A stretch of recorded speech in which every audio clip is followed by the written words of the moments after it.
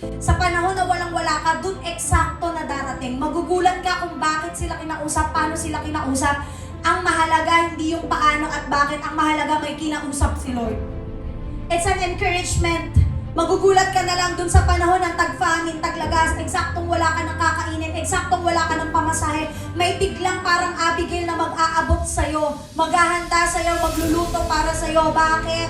Kasi po kinausap sila ng Panginoon. Before ka pa kausapin ng Panginoon sa calling mo, may mga kinausap na para sumuporta sa'yo.